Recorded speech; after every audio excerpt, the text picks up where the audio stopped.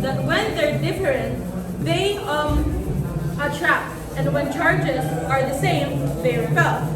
So let's start with rubbing to show you how static electricity works. When this plastic comb is being rubbed in my hair, tiny particles called electrons move, carrying electricity. So while rubbing, my hair becomes positive while the comb becomes negative. So magtataka kayo, bakit hindi na lang yung hair ko yung naging negative charge while yung comb yung magiging positively charged? So if maalala nyo sa triboelectric series, pang-apat ang human hair sa list. That's why my hair becomes positively charged because mas high yung chances niya na mawalan ng electrons. Okay. So, nung nagkaroon sila ng contact, the comb and the paper, maalala nyo na sinabi kong naging negatively charged yung comb. And the neutral charge tissue papers, nung nag-contact sila, nagkaroon ng attraction.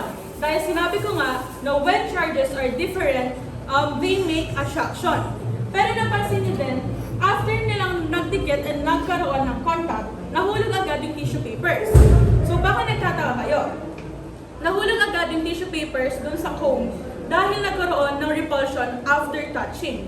After ng attraction, nagpasa ng negatively charged electrons yung comb doon sa tissue papers. That's why nagkaroon na sila ng same negative charges. And dahil dito, nag-repel na sila sa isa't isa and nahulog yung tissue papers. This just proves that negative charges make all these interesting things work. So now let's move on with conduction.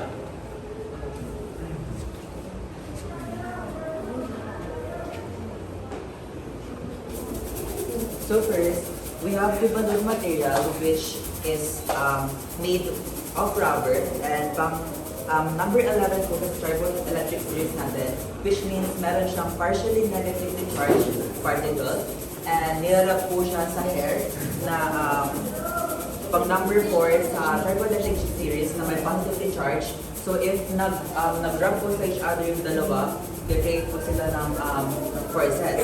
And then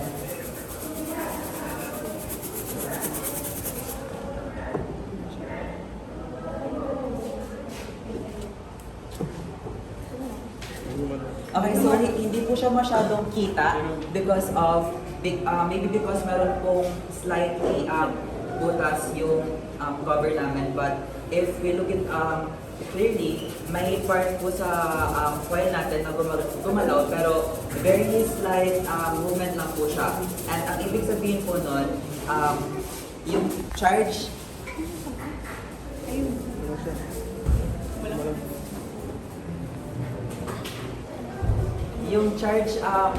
so yung balloon po kasi natin naging positively charged siya, and then this material, this copper is neutral. So if pinagdikit po ay conduction po, which is mean never po nag-touch yung dalawang bagay para kabilagdaran po siya na induction. So kapag pinun po natin yung charge na balloon dito, magkakaroon po siya ng electric force and na magsaside ng paggalaw ng foil. And that's all for the conduction. Let's move on in induction. So, mag-proceed naman po tayo sa induction. So, as you can see, nirarap po ni Ched yung straw gamit ang microfiber na towel. So, when the straw is rubbed with other material, just like this one, friction causes a transfer of electrons between the two surfaces. The straw typically gains excess electrons becoming negatively charged, but the material it was rubbed against becomes positively charged. So, saan po papasok yung electrostatic induction? So, kapag nilagay po dito,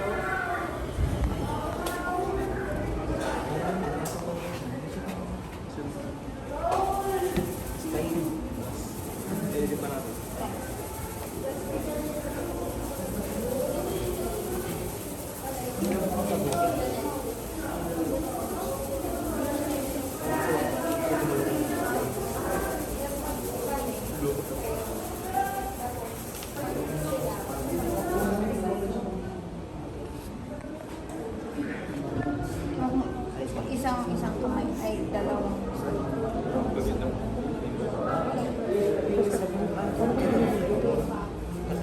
Kayo para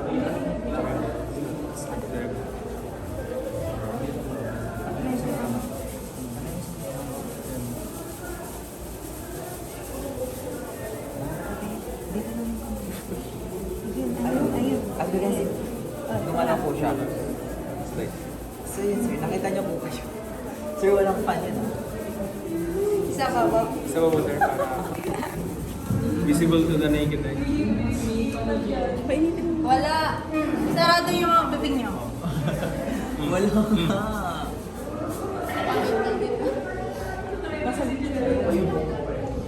Oo.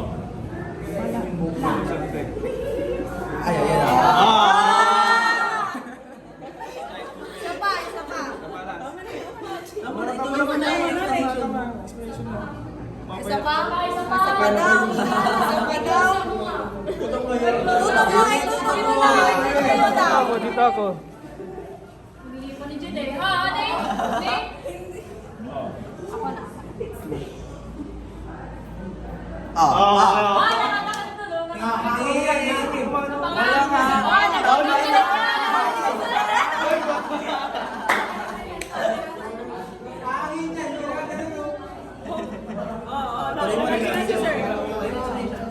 Makinig na.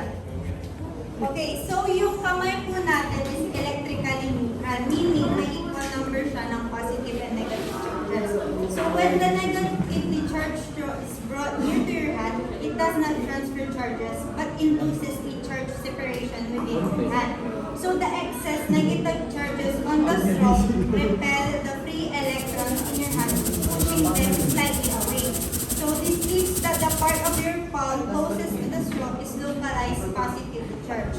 So because opposite charges attract, the negatively charged straw and the induced positive on your hand attract each other, causing the straw to move towards your hand or stick to it. Kaya, kung napapansin nyo, gumagalaw siya, sinusundan niya kung saan nag-move yung kamay ko. So, dito natin masasabi na ito ay isang example ng electrostatic induction. Do you have any questions before we Okay. Other groups, may question ba kayo? Bakit? Other groups, first presenter, may sabay Gusto nyo ba isang? Tama na. Patay ko na dito. Patay ko na ba? Patay na ba? Okay. Sige mamaya. Other groups, may tanong ba? Cardi, wala? Other groups, okay. Wala. So, parang ako na naman yung Naman yan, tatanong, ah. Okay. Balikan natin, ha. Naka-record ba kanina? Opo. Okay. Even if you go back to the recorded video, parang may error doon sa statement ni Mr. Raynor. Kasi sabi niya kanina, conduction never touch. Baliktad po, baliktad. Okay, never touch nung in-example niya doon sa DIY electroscope. Sabi niya, never touch their conduction. You are actually presenting an example of conduction. So dapat it touches the copper wire. There. Now, my question is, why is it very, very small lang yung movement ng copper or ng foil, aluminum foil strips inside your DIY electroscope? Give me some or few reasons, maybe. Sir, maybe because of meron pong slightly open space dito sa cover namin, which yung sinabi niyo po kanina sa group 1 na kapag may konting space or butas yung cover, parang mag-iikot-ikot pa po yung force, kaya ang tinang po yung magiging effect sa foil strips. Tapos dagdag ko lang din po, yung sabi nyo kanina, yung sa cover din po, baka dun po siya, dun siya malakas, tapos dito po hindi na siya slightly gumanan kasi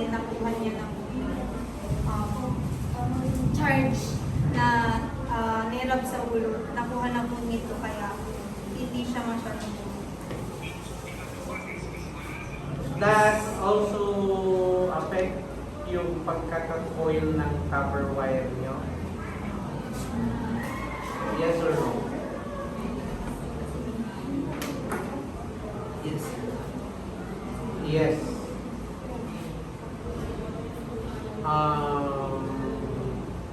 Why do you think so? Kasi yung copper wire po na ginamit namin is medyo long. As you can see, yung jar po na ginamit namin is very small, a little bit small po siya para sa copper wire and hindi po ito pagkamaayos kapag ikot na yung spiral. Okay. Pero gumana naman. Yes. Try mo daw. Try mo, sir.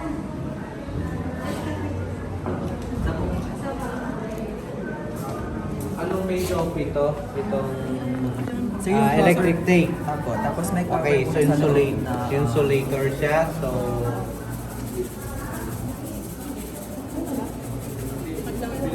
Kung malaki siya kayo na kanina.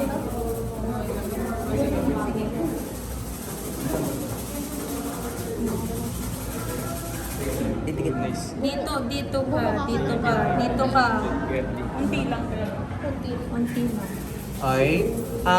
Parang nakita ko nag-move the entire. Dapat supposed to be mag-split yung dalawang strip.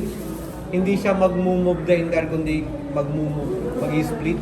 Kanina dun sa first group, nag-split. Okay? Okay. One reason maybe this is too long. The transmit of the effect of the electrostatic force created will transmit ang haba.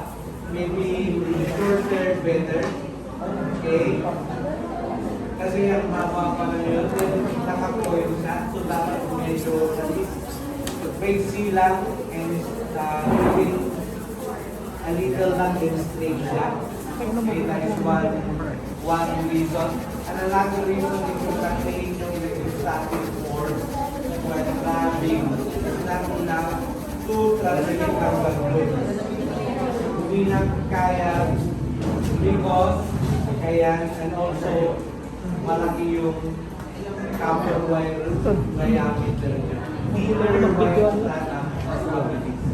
Ay, naintindihan.